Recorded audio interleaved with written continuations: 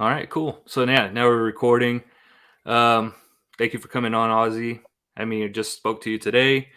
Reached out. You reached out through my website and on Instagram and stuff. We were talking a little bit. Um, so yeah, welcome to the show. This is my Thank third you. episode. Awesome. It's Okay, really great. new. It's a really new podcast, so I'm excited. Um, so how are you doing? How's everything going for you? Man, things are going great. It's a beautiful day in Arizona. Oh, that's you're lucky. Over here, it's raining cats and Yeah. dogs, and it's like 40 something degrees. Well, we have overcast. So yesterday was in the, over the weekend it was in the 90s. Today I think it's in the 70s or 80s. We have overcast with possibility of rain, so it's beautiful out here right now. Nice, Yeah. nice. Um, yeah, so I kind of want to start things off by asking for you to share a little bit about yourself. Like we talked about, I know you were in the military, but even a little bit of your life before, and then what got led to you to join the military. Ooh, so let's see. So yeah, I'm Ozzie Ledesma, born and raised here in Phoenix, Arizona. Joined the Army back in 1998. I was 21 at the time. Had a decent job, but just looking for something different, looking for something more. Mhm. Ran into a guy I went to school with, and he was one of those. And when we went to school, he was kind of like one of the stoner guys. Long hair, wear the combat boots, like the dude from the Breakfast Club. Oh yeah, yeah. That typical. I mean, that he fit that stereotype, right? So in high school, he was that guy. I think he was even held back a year because he was just always getting high and whatever else. But I ran into him one day coming home from work. We're at the gas station and look over. He looks over like, "Hey, we know each other." Completely different guy, fresh haircut, dressed really nice, driving a nice truck. I'm like, "So what are you doing different?" So I joined the National Guard. Um, got a job working at Arrowhead Country Club, and I'm the kitchen manager back there. And he's doing great for himself. So I was like, you know what? Maybe that'd be something for me to do. So I went in, a couple of days later, talked to recruiting office about possibly doing National Guard. They said they didn't have any National Guard recruiters, so they talked to me about active duty. The more I sat, I'm like, well, if I'm going to do this, might as well go all in. Yeah. So I signed up, did a 6 year stint. That was my initial contract was 6 years. I figured that'll be give me enough time that if I decided to stay in, I'm already 6 years in. If I wanted to get out, at least it's enough experience for me to have under my belt coming back out into the civilian world. But Mhm. here I am, 24 years, well, 25. I retired last year with 24 years, 5 days. Retired CW3 from the Army. And so, yeah, I'm almost April 9th is when I actually did my final lap. My retirement date was July 1st. So almost to the day, a year since I actually signed out of the Army from active duty. Holy crap! And so Yeah. that's a long time to be in, though. So like, how is that transition from? 25. That's a whole lifetime Right. essentially to coming out. To tell you the truth, I thought it was going to be difficult. I thought I was going to have a rough time, but it hasn't. For me, anyway. I mean, for that last year, we were under COVID protocols while I Mhm. was, retiring, and I was traveling back and forth between Georgia. I was stationed at Fort Gordon at the time, so between Georgia and Arizona, and every time I'd go back, I'd have to go these 14-day quarantines. So I really didn't work for like the last 8 months in the Army. I was kind of doing my own thing. So that was a good transition. And then I was able to come out here for a 2 month internship, for a real estate company because I was going to do real estate when I got out. So that would actually help me out as well, doing a lot of reconnecting with friends and family while I was out here and new people that I was going to probably be working with. So the transition for me was actually really easy, especially coming back home, having all my friends and family and everybody.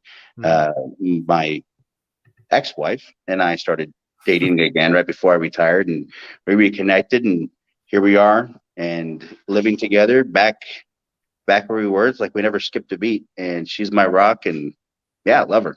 So she's helped me out quite a bit as well. That's her making I noise. think that's lucky, I guess, in a sense, that like you were saying, you have that year of kind of downtime, I guess, with COVID and everything, kind of Yep. adjust and kind of get ready for life after. Because I think like most folks, like we were talking about just before we started, like for myself, it was like I was out and then I didn't really plan well enough for either. I didn't. Yeah. I was 20. 22, I think, when I got out. So I mean, I was kind of naive with the whole thing. I thought I'd just get out, pick up a job real quick, and just go about my day. But it's like it's totally different. I had one supervisor kind of warn me about that before I got out. He was a first class pay officer. He said, you think it's easy. You're just going to get out, pick up a job right Yep. away. And he's like, believe me, I've seen guys come back because they can't find a job. And I mean, there's times where I even thought about that when I first got out. I was like, okay, it's been 5 months. I can't land a job. I'm getting paid through the GI Bill in school. It's like, that's not sustainable for, Right. long term.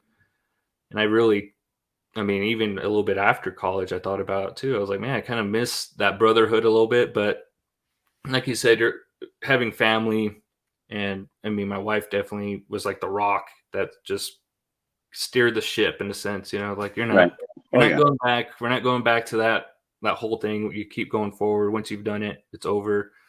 And I think it's hard for most folks. So that's, I think you're one of the lucky ones that Oh yeah. get through Definitely. Yeah. unscathed in a sense, I guess, landed on your feet. So, Oh yeah. um, yeah, so I also wanted to ask you, what were I mean, Army is a lot different than Navy, obviously. Right. So I'm curious of like, what were your experiences where you're in? 25 years is a long time. And how does that prepare you for life afterwards? Like your work ethic, mindset? That's the biggest thing is work ethic. What working hard really is. When you come into the civilian life, it's like their definition of working hard, whatever you're doing, is probably completely different, unless you're doing something physical like construction. I mean, that you're going to work hard regardless, whether Mm-hmm. you're in the military or not. That requires you to perform at a certain level. But when you go into different industries, it's the level of hard work is completely different. So that was one of the biggest things. And for the last, when did I get in? I don't know, I think 10, 12 years I was in the military. I was a warrant officer. So, that helped me out quite a bit, a lot, especially when it came to networking. That's helped me out quite a bit to what I'm doing now. So, I mean, that networking and getting to people, talking to people, and leveraging how they can help you. So that's definitely helped me out quite a bit. Yeah, that's one of the takeaways I even took is even just the 4 years I was in. I mean, my wedding, all my groomsmen were ex-Navy guys, all my best friends. Um, yeah, that connection you meet with make with people. I've told people before, it's totally different than anything you'll find, I think, outside of the military. I mean, there's not really that type of hodgepodge of people. I mean, people from all different walks of life, different. We had guys from other countries in our Yep. division. It's quite like a humbling experience also, because sometimes, like, I used to think, I'm from a small town. This is my only way out, in a sense, is it's either this or I somehow make it to college. And after just joking around through high school. So it's like you go in the military, meet all these people, and it's like, man, this is for a lot of folks, they're doing the same thing. They come from a small area where it's either, okay, it's join military or getting involved in drugs or gangs Yep. or whatever it may be. So it's like their last ditch effort, You understand that you're not the only one going through something. You see everyone else left and right, kind of going through their own stuff. That actually exactly. helps out. And that's one of the things that me and my friends always talk about even today is like, man, that one deployment we did that was 10 and a half months long. We never fought amongst each other just because, man, we're all going through the same shit. Everybody's missing if they have kids and spouses at home, they're missing them, missing your mom and dad, your brother or sister. It's the same for everybody. And I think that camaraderie is hard to find, at least like the jobs I've had. Quick thing, you're kind of sounding a little robotic there. I don't know if it's your connection or mine. Oh, all right. Is that a little bit better? No, like I said, I think it's a connection problem, but we can continue. I think we can work through it. Okay. But yeah, I think that camaraderie is hard to find, outside of the military in a sense. I mean, Right. there's like, I'm in the construction industry now, and I've realized that's where a lot of ex-military actually end up going. I think because they get that same camaraderie aspect of working that's hard to find in working in retail or whatever it may be. So, yeah. Also, want to ask you, but you kind of hit it on it already. Like struggles that you might have had coming out of the military, and like how did you ever overcome those struggles if you had them? You know, like I said, the people around me, especially, Lisa, anything that I may have been struggling with, it's just they've helped ease everything. It's made it easier for me. So I really haven't had any struggles transitioning from that, from one life to the next. It's been pretty seamless, which is wonderful. Mm-hmm. I also want to talk about the business that you do have, because it kind of cracked me up. I was like, Vampire Penguin, what is this? So how did you get into desserts? That's one of the All right. things I wanted to ask right away. I was like, how does an Army guy get into desserts? There we go. So exactly. So I was an Intel officer. So I did Intel my entire, career in the Army. And how do you go from doing Intel to doing desserts, especially in a food trailer? So when I was stationed out in Fort Gordon, Georgia, getting ready to retire, I was trying to figure out what's next. What am I going to do? Kind of like you were saying, finding a job. I didn't really want to work the 9-to-5 jobs. I didn't want to go and work for some kind of corporate. I didn't want to continue doing what I was doing, especially having to continue with the TS clearance and having ties with everything and still being restricted. I wanted to be, a civilian again, a true civilian, not be tied to any of that. So I was going to do real estate. So like I said, I was on my way out here January of 2021 to spend 2 months doing an internship with in a real estate company out here. So in December of 2020, I walked into a little place called Vampire Penguin in North Augusta, South Carolina. Had one dessert, loved it. Had another dessert, I'm like, I want in. I'm like, this would be phenomenal in Arizona. Did a little research, found out they're doing some franchising with it. So contacted the two brothers who started this whole thing, and it was all from there. So when I came out here for those 2 months, just did a lot of research on what exactly we wanted to do. So, and like I said, Lisa and I had just reconnected, and I asked her, hey, you want to jump on this ride? And she said, let's do this. So, she's helped me out quite a bit. So like our LLC that we operate under is LOL 48. That's Lisa and Ozzie Ledesma. And the 48 is, of course, Arizona. But we do business as Vampire Penguin Peoria. There's over 20 locations nationwide. We're the first ones in Arizona, and we're the only ones without a physical store. Wow. So everything you guys do is out of the ice cream, like was it a mobile? Yeah, it's a trailer. Trailer. Yeah. All right. I was going to see if I can pull that up also, if that's okay with you. So yeah, absolutely. Got a bunch of pictures on Instagram, Facebook. You can go to my website. Got a bunch of pictures there as well. Everything's public for everybody to see what we got. But really unique, really different. It's not shaved ice. It's not ice cream. It's completely different than most anything you've had. People try to say, is it like shaved ice from Hawaii? I don't know. I've been to Hawaii, but never got to shaved ice. And people always confuse us with snow cones, and you can tell we're not snow cones. You're looking for an actual dessert? Is that what you're looking for? Yeah, look at this. Yeah. But it looks like you guys do other stuff as well. It looks like you guys do some support, reach out stuff, or support local small business. Well, so one of the things we wanted to do is, especially okay, let me backtrack a little bit. So every Vampire Penguin is kind of named out of the city or area that they're working out of. The one I visited was Vampire Penguin North Augusta. We've got Vampire Penguin Aiken, Vampire Penguin Utah, Vampire Penguin Texas, Virginia. They're all over the place.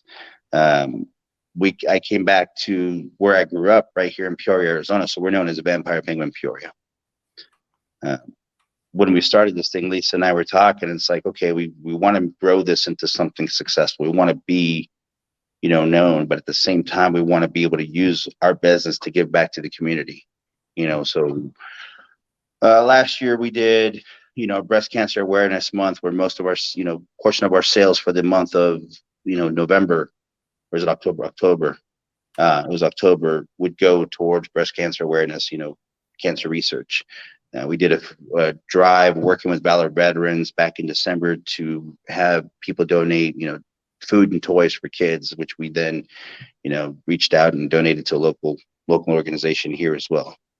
So that kind of thing is we're always trying to help out with. We're going to be involved here in a couple of weeks with True Blue, the inaugural True Blue cook-off, and that's working with the Peoria Police Department doing a fundraiser right here at Lake Pleasant. So, we're trying to get involved as much as possible.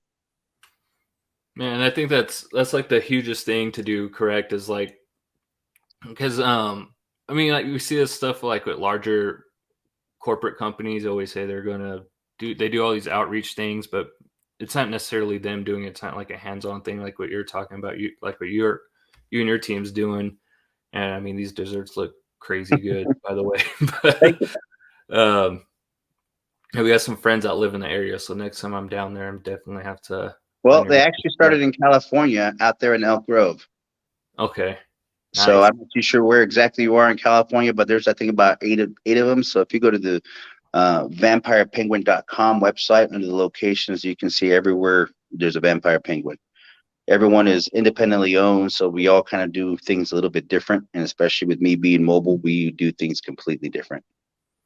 Yeah, that looks bomb. Like the menu you see, that'll go away this week. We change that menu up almost every week. All right, here. Yep. Yeah, a lot of those items will go away. We pretty much got we got our butts handed to us this weekend. We're pretty much out of snow right now. So, we got a couple events coming up this weekend, so we've got to redo our menu, rework new dessert flavors and everything. So that'll change probably Wednesday or Thursday. We'll get that updated. I mean, that's cool that you guys do that stuff, though. Especially, just we're working from just a food truck essentially, and being able to do all the things you're able to do. I guess that's kind of the benefit of being mobile, right? So that you can go to different places and hold different functions, and like you're saying, breast cancer awareness funds and stuff like that, and stuff for veterans. And is the blue one for like local police? And yeah, it's actually the Peoria Police Department. All proceeds for that event are going to 3 different nonprofits, organizations that basically work hand in hand with the local police department. I'm sorry, I'm stuttering. Need some water. Oh, no problem. Yeah, that's pretty cool that you guys do that stuff. I mean, I like hearing stories like that, because like we're talking about even before, I think not even just veterans, but a lot of people in general, that's kind of why I want to start this podcast originally too, is kind of get out of that 9 to 5 grind. Personally for me, I want to get back to having time, because I have a family and stuff. So like having time to just wake up and spend time with my kids, my wife, that's essentially the goal, with this. And then if it ends up becoming a big enough podcast, maybe I can start helping out, reaching out to folks, kind of doing what you're doing with your company, doing these proceed type funding events, something along those lines is what I really want to get to myself. And it's not just about doing any type of, anything that's a sense of being connected to the community, spending 24 years in the military, you're uprooted almost 3 to 4 years. You're someplace new that you never really connect anywhere. Wasn't really till my last duty assignment out there in Fort Gordon that I actually started getting more involved with the community. Became a member of Team Red, White, and Blue. Did a lot of stuff with Team Red, White, and Blue in the area. And what I liked about the organization there, it wasn't just about getting out and doing physical activity, but it did a lot of community service as well. So that specific Red, White, and Blue chapter did a lot of stuff that really helped me out as well. Also being, as part of the military, MICA, which is the Military Intelligence Corps Association, out there in Fort Gordon, helping out with them as well. It's kind of given me a sense that it's bigger than us. You can't be about an individual. In order for you to be successful in a community and anything in life, you've got to be connected with those around you. And the best way to do this is connect with your community. And that's kind of what we're doing. Again, like I said, my transition, I guess it's because of, trying to connect as much as possible with the community as well. I think that's actually very important to message to tell people, is build those foundational blocks before you get out. Yeah. because I mean, I wish I like in hindsight, I really wish I would have done something like that instead of just getting out and not really knowing what my next steps are. But Right. like I was saying, I was just so gun ho ready to get out. I was like, man, I just can't wait to go to college. I'm ready to go, but it's a lot harder. And I think if I would have joined a couple groups and veteran groups, stuff like that, that would have helped out tremendously. Because then you're talking to folks who have gone through the same transition you have, so you can kind of get a sense of what you're actually getting into, and then you got people to lean on. I think that's where most veterans, like you see the statistics, they make up like 10% of the population, but we have like the highest suicide rate. It's because they don't. First, I don't know if they know that there's resources or they just get frustrated, try to get a hold of resources. But I'm sure that's part of it also is when you're coming out, that mentorship that's available. Yep. A lot of folks don't reach Well, out for those. I mean, I'm kind of promoting them right now. So Valor Veterans, this is their shirt. Ro Gonzalez is the organizer out there. I mean, he was a tremendous help as well. You know, Mhm. he's a Marine guy. Not going to hold anything against him for being a Marine, but you know, he spent 4 years in the Marines, and now this is what he does. He connects with other veterans in the area. And you know, when I first came out here, he was the guy calling me up. Hey, let's go hit some golf balls. Cool, let's go hit some golf balls. Hey, let's go have some tacos. Let's go have some tacos. You know, but you know, it's still that. Hey, you know, somebody else who knows what you're going through. You know, who's been there as well, and just trying to get you out. So he's been a tremendous help, and so is Valor Veterans. Yeah, that's right. I mean, having somebody that's experienced it, even if it's been recent or it could be 20 years ago, I think having that person is huge because, like, even when I go home, my parents, nobody in my family really knows anything that I did in the Navy. I'm not sure if Right. it's because not that I did anything super crazy, but um, I'm It's not sure if different. they'd understand. It's you know, different. yeah, and like one of the things my mom has always brought up, she's like, "Man, you didn't write us for like 2 months on deployment," and it's like, well, it's kind of hard because I'm hearing everything how joyous everybody's lives were, and I'm over here out in the middle of the ocean, just doing the same crap every day, working 16 hours. It's kind of exhausting, and then mentally kind of check out. So not and that can carry on. I think that lingers for some folks. They're getting out, and that still lingers with them. Like I've a number of different jobs when I got out. I worked at Lowe's. It was my first job working at Lowe's. I remember there was an ex-Army guy. He was a kid. He was just like a kid, and he would freak out occasionally. Like he'd start punching the soda machines and stuff. Everybody's like, "What the hell is wrong with him?" But it's like, well, he probably doesn't have anybody, And now he's Yep. trying to navigate this whole life by himself. And I always tell people the age from 18, if you join at 18 to 22, it doesn't seem like a significant time gap, but it kind of is because you're a teenager and then now you're coming out and you're a man or a woman, like you're an adult having to tackle the world Right. by yourself after you just went through this crazy 4-year experience. Exactly. And that work ethic, like you hinted at, is totally different. It really is. I still experience that in my job today. Is like some people are so nonchalant about doing things, or I can do that tomorrow. That can wait. It's like, man, in my mind, it's just like eating at me if I don't knock it out like right now. It has to be done. Every email, every missed phone call, I got to respond to everything before the day's over. So Yep. I think that transition's definitely hard for a lot of folks to cope with. It's Oh, like, man, definitely. and not having that, like like I said, I wish I would have joined a group or reached out to a veterans group when I got out because the first year was definitely the hardest. So I think that's a good thing to stress to any veterans are getting out or any folks that are listening that are still in and thinking about getting out. And there's Start so many popping. organizations out there. I mean, it's ridiculous how many there are out there. It's it's finding a way to. They're all doing great things. There's so many people out there. They're all kind of doing their own little thing in their own little pockets. But how do we bring them all together? How do we let other people know that they're out there? Because I see, especially out here in Arizona, I know in California, the homeless rates just increased dramatically. And I see these guys, hey, veteran, whatever else. It's like sometimes you don't know what. Are they really a veteran? Are they not? Are they just playing that? But at the same time, there's a lot of guys that if they are truly veterans, hey, there's a lot of organizations you can get to help you out and get you off the street. Yeah, I see that too. Yeah, there's a lot of the signs that were veteran, but like you said, you always question it. But at the same time, a part of me still like feels bad. I'm like, man, that's Yep. somebody that gave up.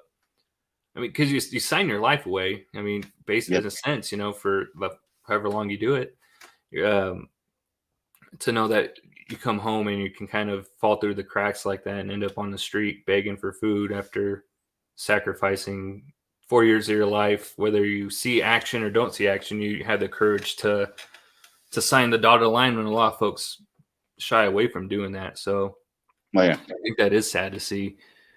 Um, and there are a lot of organizations, and I think a lot of folks don't realize that also because they go straight to the VA, and VA is not always the easiest thing to deal with. I'm not sure if you've had many I run have ins. not gone to the VA for anything. I've got Oh, last time I went to the VA was just to get my my physicals, to get my readings, and that's about it. And I have not gone to a doctor since. My wife Lisa over here is like, you need to go see the doctor. I'm like, okay, eventually. oh yeah. It took me a long time to go to a doctor too. I told my wife, I was like, man, I've been shot up with so many like experimental drugs. Yeah. Like I doubt I'll get sick for like 6 years. Yeah. you know. But yeah, the VA, my experience was horrible. I went to this is like right after I got out. I went to go just get an ID made. And then they told me to go to the office next door. It was like a dental office or whatever. This is in San Diego. So I was like, all right, I'll go there. And they're like, no, you got to go upstairs, go to the left or whatever it was, go to that door. So I go there and it's like a medical office. And they're like, oh, no, you got to go back downstairs and check in. So I went right back. After all that huge circle running around this office, I ended up right where I started. Yeah. And they're like, oh, well, no, you actually got to go to this office. I'm like, no, I'm just going to leave. I just want to get a picture taken. Yeah. Don't blame me. The runaround was just insane. And that was the last time I ever stepped foot in the VA office. I think that happens to a lot of folks. And maybe that's why they give up on trying to find help also. That could be it. That's where, I mean, like you're saying, this whole process for me, I've been reaching out lately for this podcast, a whole bunch of veteran groups. Luckily, I got the response today, and then you emailed me. So I think it's cool because I do have a lot of friends that are still in the Navy, getting out of the Navy, and other groups. I have some friends that have been in the Marines and Army and stuff. So I think it'll be motivational too for them to hear, it's not, if you plan for it, it's still going to be hard no matter what. But if you have some type of plan, I mean, there's definitely, it makes it easier for yourself if you have some foundational pieces. A plan is definitely a key. The problem with plans is people depend way too much on it. Mm-hmm. If something doesn't happen the way that they planned it, then they kind of revert. Okay, well, now what? They almost lose hope at some time. But if you have that good support system wherever you're at, that sense of communities, people you can reach out to, know that you're not by yourself. I think that's a little bit bigger than just having a plan, is having those, surrounding yourself with the right people to help you out. Mm-hmm. Yeah, I think that's exactly it too. Like, I mean, I think we're both lucky because you said like you reconnected with your ex-wife, and now you guys are together. And like, lucky for me, I had my wife who kind of put up with me for that first year. I don't know how she did it, but she did. And not a lot of people have that. And like you said, they do give up. I think even ordinary people that weren't veterans or served in the military do that. You make a plan, and the first obstacle that comes in your way. I've done this before in various things. It's like, oh crap, now I hit a roadblock. Do I really want to do it? Like, how do I get past that? I think that's getting out of that mindset for everybody is important, because I mean, how many times do you hear people say, oh, I wish I would have done that. I wish I would have done this. Because like in the end of the day, the only thing holding you back is yourself from attacking what you want to attack. So you're right.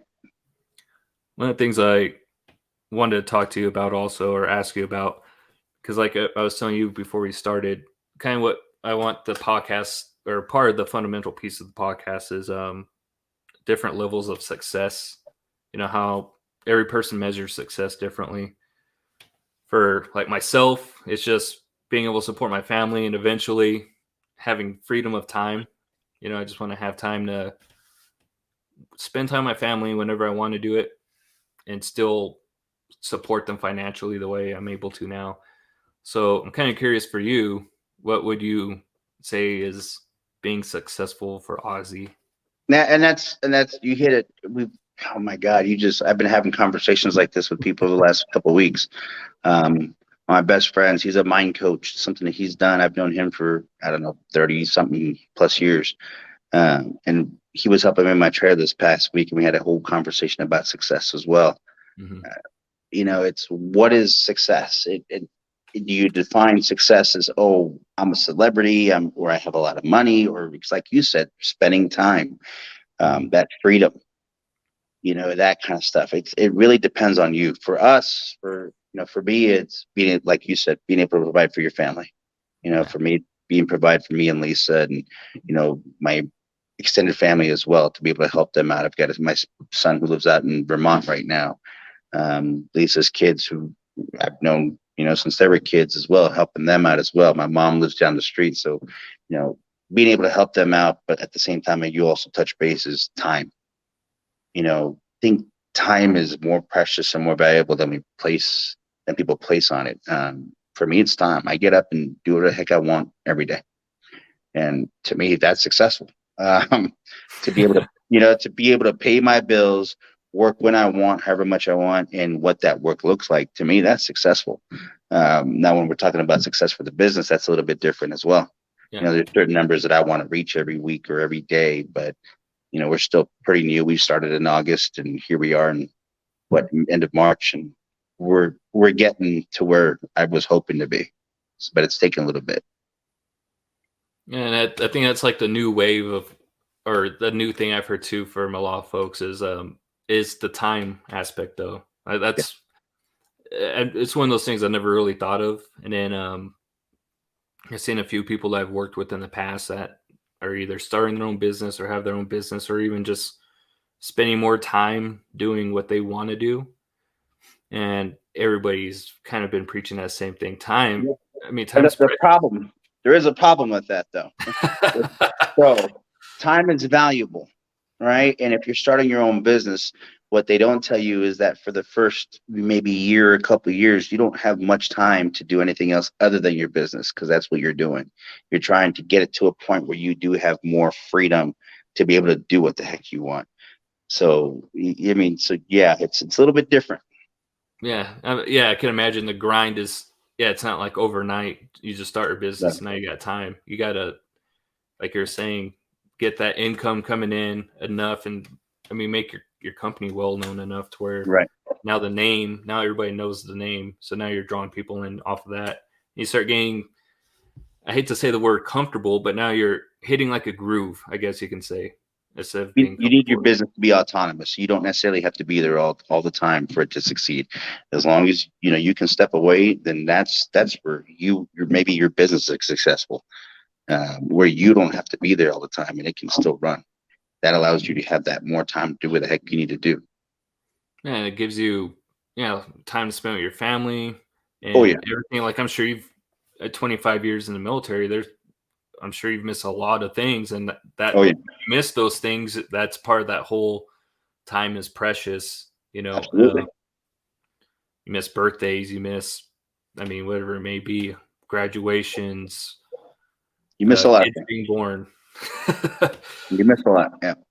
Yeah, and that's where time is valuable. And that's one of the things that's really hit me this year. That's why, like, when I started this podcast, that's where I really, like I was telling you, that's where I want this to get to, is where, I'm making enough money where I can wake up instead of at 6 o'clock to punch in for work. I can maybe wake up at 7, an extra hour, 8 o'clock, enjoy the day. I don't have to be in front of a computer all day or answering calls all day, emails. Right. But yeah, that grind is there. Like every day I'm searching everybody. I'm trying to get as many people to get on the podcast as possible, because it's like I like hearing stories like yours and picking brains from all different people, because everybody does have something different to offer, I think. And I've so far from the folks I've talked to, even like just the approach to things are different, but the end goal seems to be the same. Everybody stresses time. Yeah, Time is so precious. it is.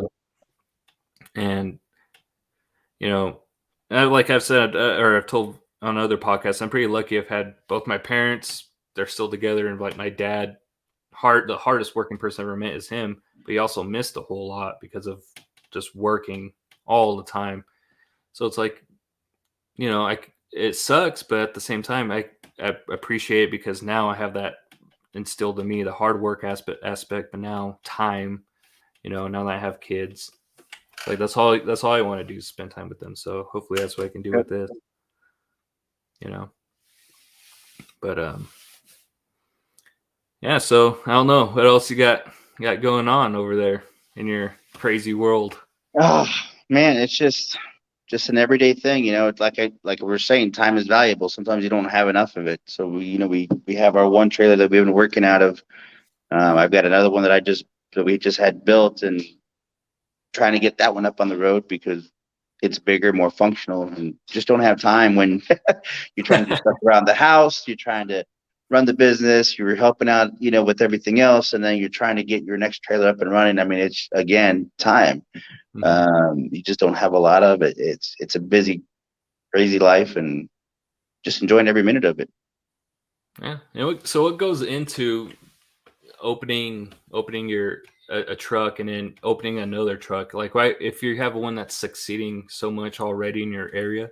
Oh no, it's going to replace it. Oh, it's going to. Oh, okay. So you're going to it's going to get rid replace of the older one. Yeah. Okay. So how does that whole process go, though? Is it intimidating at first, where you like, holy crap, like we're really doing this? No, it's a need. I mean, the trailer that I bought wasn't the one I wanted, but it was the one that suited us at the moment. Got it from another Vampire Penguin out in Fresno, and it helped us out because it was already came with all the equipment.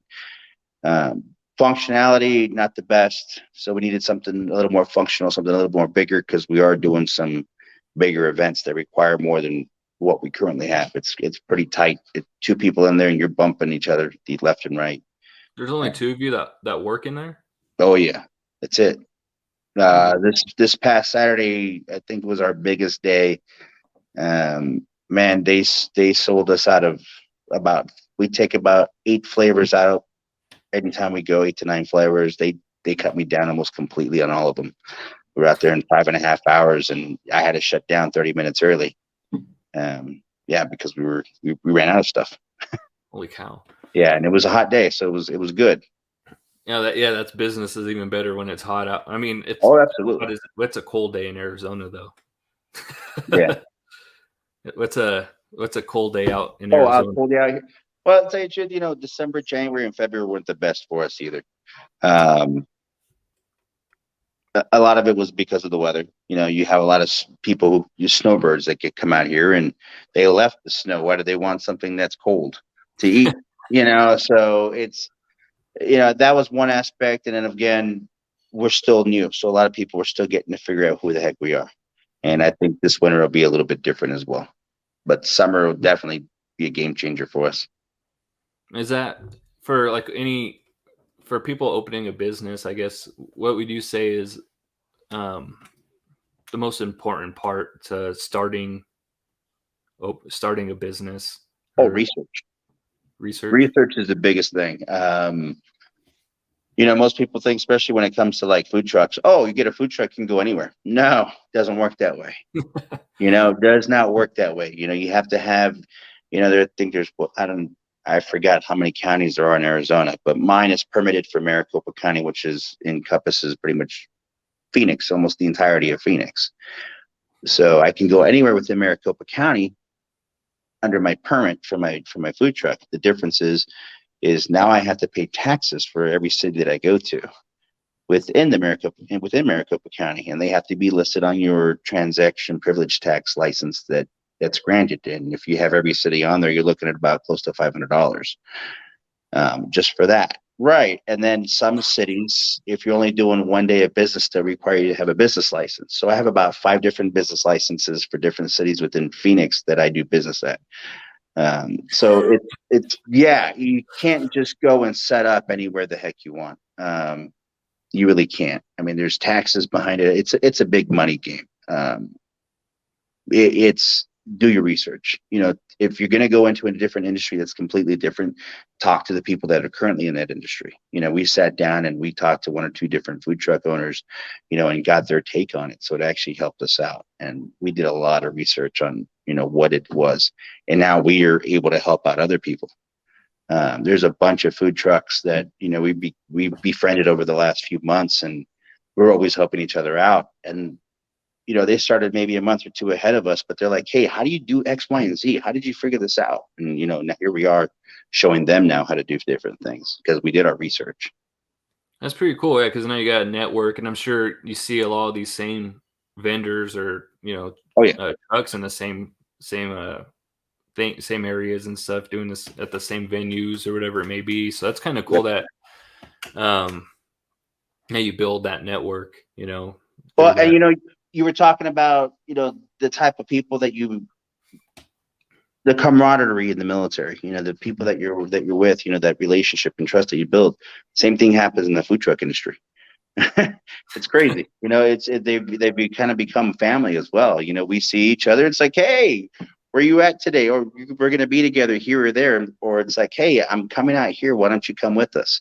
So, it's not military, but it's crazy and it's fun at the same time. And it's almost feels like that whole camaraderie that I had while I was in the Army. See, I think that's cool too. It's that you're having fun while you're doing it. Oh, As yeah. much as we talked about making money and having freedom of time, but if you're having fun doing what you're doing and you're loving it, and like you're saying, now you're meeting other people in the same business, same industry, and you guys share the same stories, ups and downs, and it's kind of cool. And we get to experience certain things that people get to pay to go do. We set up at a dirt track out here in north part of Peoria, and we're selling desserts to them. We take a little break, we go watch the race. I had one of the kids who's never been to a race before. I brought him over and I was like, come look at this race. So we're sitting here, on the side of the track watching it, and I was like, look in those stands. I'm like, see all those people right there? They paid to be here tonight. I'm like, right now you're getting to watch this race. I'm paying you to be here. you know it's a different experience. This past Wednesday we were in right center field at a spring training game between the Padres and Angels, selling people snow, and here we are set up and getting to watch the game and enjoy a beautiful day. So I mean, it's these experiences and people we get to meet is also makes it a lot of fun. Yeah, I mean, I didn't even think about that part of it. I mean, that got to be just cool in itself. I mean, spring training, especially right now, you got all the teams playing down there. Yeah. Yeah, and like you told the guy that you employ, it's like, man, you're here working and you get to sit here and pay or watch them play. Yep. Right field. Like, how cool is that? Those are experiences that not a lot of people get to have. So Nope. Some of the perks, I guess, that come along with it, but that's really cool to be able to do stuff like that and help other people reach their goals with their business. Even like one of the things I thought was cool that you said with your network is how if somebody finds an event that comes up and they reach out and they're like, hey man, maybe you should come to this. And Yep. I think that's something that you don't hear a whole lot about, I'm sure, at least from like mainstream media folks, is that all these companies, small businesses that help each other, I'm sure, and especially this last 2 years, I'm sure that was huge for a lot of people is, with COVID and things shutting down and having that network of friends and I don't know how it is in most parts of the country, but our experience so far out here, I mean, not just the other food trucks, but other vendors. And this morning I was talking to a couple of vendors, just different events that we're a part of. Hey, have you checked this out? You might want to be, getting involved in here. We even use products in our desserts from other food trucks and other small businesses to kind of help promote them. I mean, we're helping each other. You're not in this by yourself. And that's some of the something that people got to realize. There's other people going through it. So how do you help yourself at the same time helping those next to you? You know, if you help each other, you'll be successful. Yeah, because I think a lot of people have like the conception or the idea that everything's so cutthroat also, you know, and maybe that's like bad karma also Yeah. to be that type of person because or even run a business that way because then if you end up struggling, all those people that you just pissed off or shit on for however long, maybe they reach out or maybe they offer a hand, maybe they don't, so it's um I think that's an important message too, you, you want to treat people, even businesses, the same way you Yep. want to treat your business because at the end of the day, if something does happen, I mean, you also, like you said, you rely on other businesses to help your business. I mean, that's huge, and I think that's even in the restaurant business. You hear that? I mean, there are vendors. One vendor might supply like 10 restaurants, Yep. so it's a smaller. The community's a lot smaller than most people think. Just like yesterday, we were coming home from an event from downtown Phoenix, and right around the corner from our house, they have a little pop-up food truck event that they do. They started on Sunday afternoons, and we're driving by, and I was like, "Oh, hey!" I was told Lisa, "I'm like, we got to make a quick stop." So we pulled in, and I knew a truck that was going to be there. Piacenza's Italian Eatery. We set up with them quite a bit. They've become really good friends of ours. Um, I stopped in to say hi to them, and walking up, and there's another food truck guy, Mr. Munchies, who sells, corn dogs, who had just got done with the event and came over and just wanted to say hi as well because he was in the area. And here we are, three different food trucks just hanging out because it's the friendship that we built. Yeah, that's really cool. You guys have that Yeah. network and that ability to lean on each other, especially in these hard times. I'm sure. I mean, who knows how it's going to be going forward? You hear all these stories about shortages and everything like that in the future. So, I mean, Yeah, it's important to have that close group of friends that absolutely. you guys can lean on. So, um, well, I don't want to take up your whole time or too much of your time. So, I know we're getting close to about an hour, but yeah, I mean, I appreciate you coming on. I know it's very spurred the moment and No problem. sharing your story and what you're doing and what you guys are all about. So, um, Absolutely. And if anybody has any questions, especially, one last bit, if you don't know how, what your audience, how big you reach as far as nationwide or countrywide or nation, whatever. If you're getting ready to get out and you do have questions, especially when you're coming into like the food truck industry, let me know. You can always reach out to me. Look up www.vampirepenguinpeoria.com. Send us a message, and if you have questions, I'm more than gladly to help you out with whatever you have. yeah, that's great. And if you don't mind, on my website, I'll put a link to your guys's Instagram and your website as well. So if anybody has questions or finds Please do. all right, cool. I appreciate it. Thank you, Ozzie, so much No, for coming thank on. you. Good luck with everything going forward, and I hope my one goal that I forgot to mention this. I do want to have eventually is on Veterans Day week. I want to try to get as many veterans on, and maybe even on one big call. I think that'd be kind of cool, or maybe just different um, recordings throughout the week and have different episodes. But yeah, so whenever that day comes, I would love for you to come back and then share your story with other veterans that we have on, possibly. I think that'd be kind of another cool way to network, like you were saying. And Absolutely. Just let us know. all right, Absolutely. We'll be available. cool. I appreciate it. Thank you again. You have a good rest of your evening. You as well. Thank you. Thank you. Bye bye.